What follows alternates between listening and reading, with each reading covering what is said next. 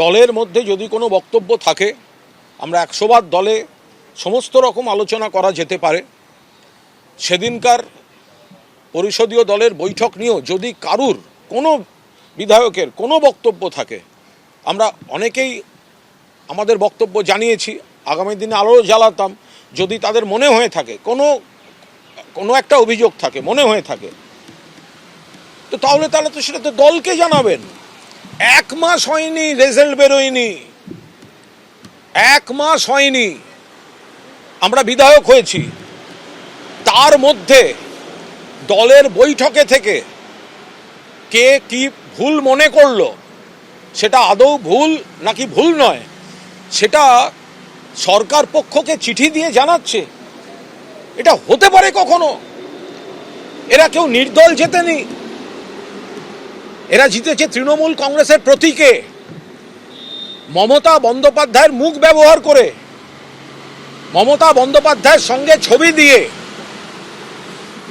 জেতার পর দল যেহেতু সরকার পক্ষে নেই, সরকার পক্ষে থাকলে এরাই আবার মন্ত্রী হবে বলে লবি করত। এতই যদি খারাপ দলটা, এত খারাপ, দাঁড়িয়েছিলেন কেন ভোটে তৃণমূল কংগ্রেসের তরফ থেকে? খুব খারাপ দল। আপনাদের মনে হয় এটা খারাপ, ওটা খারাপ, সেটা খারাপ, দাঁড়িয়েছিলেন কেন তখন মমতা ব্যানার্জি জিন্দাবাদ বলে? আর আজকে দলটা সরকারে নেই, বিরোধী পক্ষে বসতে হচ্ছে, সঙ্গে সঙ্গে দলের সব খারাপ হয়ে গেল। এবং এটা কত বড় বিশ্বাসঘাতকতা যে দলের পরিষদীয় দলের যদি ওনাদের মনে হতো যে কোনো গ্রস ইরেগুলারিটি চলছে, ওনারা যদি দলকে বলে তারপর সুরাহা না পেতেন, ওনারা যে কোনো তদন্ত চাইতেন, তাদের ব্যাপার। কিন্তু দলকে বলার বদলে প্রথমেই সরকার পক্ষের কাছে ভালো সাজতে যাওয়া, যে দল জেতালো, যে দল বিধানসভায় পাঠালো, যে নেত্রীর দেওয়া টিকিট নিয়ে জিতলেন, যে ভোটাররা, মমতা বন্দ্যোপাধ্যায়ের ভোটাররা আপনাকে ভোট দিয়েছে বলে আপনি বিধানসভায় এসছেন, আমরা বিধানসভায় এসছি, প্রথম দিনের মিটিংয়ের পর এত বড় বিশ্বাসঘাতকতা, এটা হতে পারে না। এটা এন্টালি এবং উলুবেড়িয়া ওখানকার মানুষও বিচার করবেন। আমাদের দলে নিশ্চয়ই সমালোচনার যোগ্য বিষয় আছে, কেন থাকবে না? আগের দিনের মিটিং আমিও দাঁড়িয়ে উঠে বলেছিলাম। এবার যদি মনে হয় যে কোথাও কোনো ভুল আছে বা নেই, আমি তো দলকে বলবো আগে। দলের থেকে বিচার না পেলে বা ভুল সংশোধন না হলে, প্রথম কথা ভুলটা কোথায়? আমাদের যে কজন লাগে বিরোধী দলনেতা হতে, তার থেকে ঢের বেশি বিধায়ক আছে, ওনারাও তো সই করেছেন। যে ডকুমেন্ট আছে পরপর 3টে সই আছে, কুণাল ঘোষ, ঋতব্রত বন্দ্যোপাধ্যায়, সন্দীপন শাহ। আমরা ছিলাম, আমরা সই করেছি। 30 জনের সই লাগে, সেখানে আমরা অতজন সই করেছি, তার জন্য দিয়ে দেওয়া হলো সরকার পক্ষকে চিঠি। এটা সাধারণ মানুষ কিভাবে নেবেন? এটা তো দলের খারাপ লাগতে পারে, যার খারাপ লাগতে পারে, এটা হয় কখনো? আমি আবার বলছি, আমি মাননীয় মুখ্যমন্ত্রী শুভেন্দু অধিকারীকে ধন্যবাদ দিচ্ছি যে আমরা যেমন দলবিরোধী কাজের অভিযোগে দল তাদের এক্সপেল করেছেন, তিনি সেটাকে জাস্টিফাই করে দিয়েছেন যে সদ্য জেতা 20 দিন বয়সী এমএলএরা, ফার্স্ট টাইম এমএলএ 20 দিন বয়স, তারা প্রথমেই দলের থেকে অন্যদিকে তারা চিঠি দিচ্ছে। ফলে আমাদের দলের সব ভালো কেউ বলছে না, আমাদের দলে সমালোচনা করার মতো জিনিস আছে, কিন্তু আমরা সেটা দলকে বলছি। আরে একটু ধৈর্য তো ধরবেন। একটা মিটিংয়ের পর সঙ্গে সঙ্গে চিঠি, সঙ্গে সঙ্গে গিয়ে দিল্লিতে গ্যারেজে দাঁড়িয়ে থাকা। ঋতব্রত বন্দ্যোপাধ্যায়কে তো সিপিএম পর্বটা শেষ হওয়ার পর এই তৃণমূল কংগ্রেস বুক দিয়ে আগলে রেখেছিল, রাজ্যসভায় পাঠিয়েছিল, আইএনটিটিউসির সভাপতি করেছিল। তার একবার মনে হলো না তাকে টিকিট দিয়ে জিতিয়ে এনেছে, জিতলে তো তিনি মন্ত্রী হতেন। সবসময় ক্ষমতার সঙ্গে থাকতে হবে, ক্ষমতার গুডবুকে থাকতে হবে। দলটা যখন ক্ষমতায় ছিল আমরা সব বিরাটভাবে আমরা ক্ষমতায় থাকবো, পদে থাকবো, দল বিরোধী হয়েছে, সঙ্গে সঙ্গে আমায় শাসকের কাছে ভালো সাজতে হবে। মানে কি? ফার্স্ট টাইমার এমএলএ দুজনই, তারা মিটিংটা দলকে চিঠি দিতে পারতেন, নেত্রীকে চিঠি দিতে পারতেন।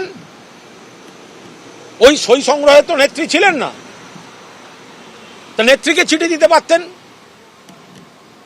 আর কি দেবেন? সবাই তো ছিল। যদি কোথাও কোনো কিছু ওনাদের বলার থাকে, আমি ধরে নিলাম ওনাদের কিছু বলার আছে বা ওনাদের কোনো অবজারভেশন আছে, দিতেন মমতা বন্দ্যোপাধ্যায়কে। মমতা বন্দ্যোপাধ্যায়ের দয়ায় জিতে এসে মমতা বন্দ্যোপাধ্যায়কে চিঠি দেওয়ার বদলে দিচ্ছেন স্পিকারকে। দায়বদ্ধতার কথা বলছেন। আপনারা কেউ নির্দল বিধায়ক নন, আমরা কেউ নির্দল বিধায়ক নই। তৃণমূল কংগ্রেস দলের প্রার্থী, তৃণমূল কংগ্রেস প্রতীকের প্রার্থী মমতা বন্দ্যোপাধ্যায়ের ভোটাররা আমাদের ভোট দিয়েছেন, মমতা বন্দ্যোপাধ্যায়ের ছবি লাগিয়ে আমরা জিতেছি। দল ব্যবস্থা নিয়েছে, বাকি মানুষ দেখুন। এই ধরনের হ্যাঁ, অনেককে ভয় দেখানো হচ্ছে, অভিযোগ আসছে অনেক ক্ষেত্রে, অনেক এমএলএর কাছে ভয় দেখানো হচ্ছে ইত্যাদি ইত্যাদি। আমাদের বিশ্বাস মমতা বন্দ্যোপাধ্যায় ঢেলে সাজাবেন দলকে। তা আমরা তো একটা সময় দেবো তাকে তো মানে তাকেও তো একটা প্রসেস চলছে।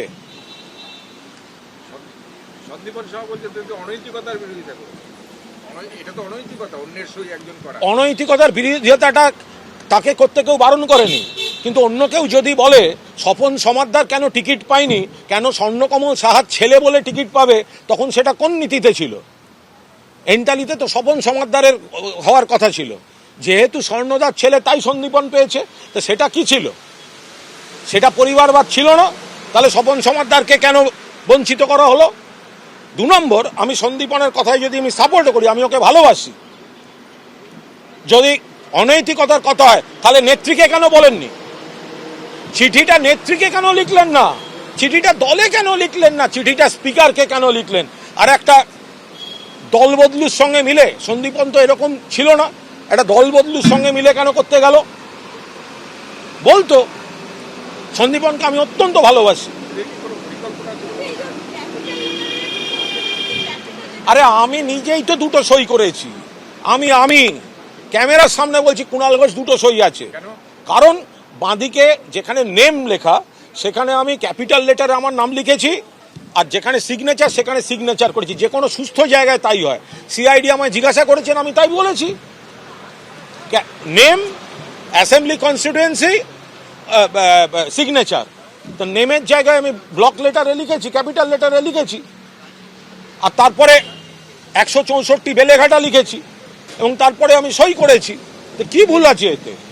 এবার তারপরেও আমি বলছি যে যদি কোথাও কোনো ভুল ওদের চোখে পড়ে থাকে, তাহলে সেটা তো আমরা আমার দলকে জানাবো। আর কত বড় ভুল, যেটা একটা হলে একটাও ভুল, বাট আমাদের 30টা দরকার, সেখানে আমরা অতজন আছি। ওনাদের চোখে মনে হয় যে আমার মনে হয়েছে এটা খারাপ, তো সেটা আমি নেত্রীকে জানাবো না? আমি চিঠিটা নেত্রীর বদলে 20 দিন বয়সী একটা এমএলএ, সে স্পিকার দেখাচ্ছে, ঢুকেছে মমতা বন্দ্যোপাধ্যায়ের দয়ায়। এবিপি আনন্দ, এগিয়ে থাকে, এগিয়ে রাখে।